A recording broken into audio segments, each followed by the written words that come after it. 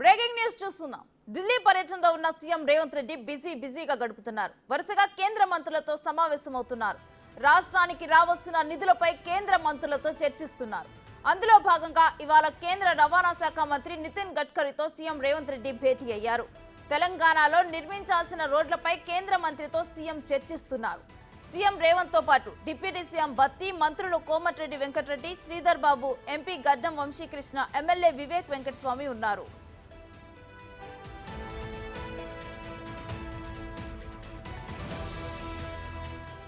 ఇక ఇదే అంశానికి సంబంధించి మరింత సమాచారం మా ఢిల్లీ ప్రతినిధి శివ అందిస్తారు.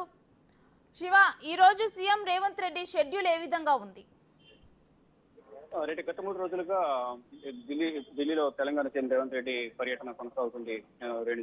ఈ నిన్న మొన్న కేంద్ర మంత్రులను కలిశారు.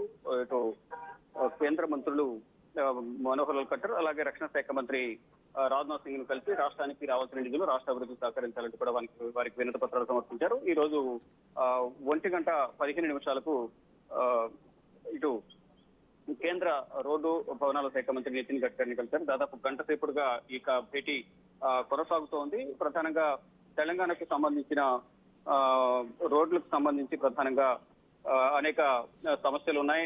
రహదారుల నిర్మాణానికి సంబంధించి వాటన్నింటినీ కూడా పరిష్కరించాలనేది ప్రధానంగా ఈ రోజు సీఎం రేవంత్ రెడ్డి కేంద్ర మంత్రి నితిన్ గడ్కరీతో సమావేశారు. నితిన్ గడ్కరీతో సమావేశమైన సందర్భంలో ఇటు మంత్రులు కూడా ఐటీ శాఖ మంత్రి శ్రీధర్ బాబు, ఉప ముఖ్యమంత్రి బట్టి విక్రమార్క, కోమటిరెడ్డి వెంకటరెడ్డి, తెన్నూరు ఎమ్మెల్యే గడ్డం వివేక్, అలాగే పెద్దపల్లి ఎంపీ గడ్డం వంశీ కూడా హాజరయ్యారు. తర్వాత వీరితో పాటు పొంగులేటి శ్రీనివాసరెడ్డి, వీరందరూ కూడా కేంద్ర మంత్రి నితిన్ గడ్కరీతో సమావేశమై ప్రధానంగా తెలంగాణకు సంబంధించి ట్రిపుల్ ఆర్, అలాగే హైదరాబాద్ విజయవాడ జాతీయ రహదారిని 6 లేన్లుగా మార్చే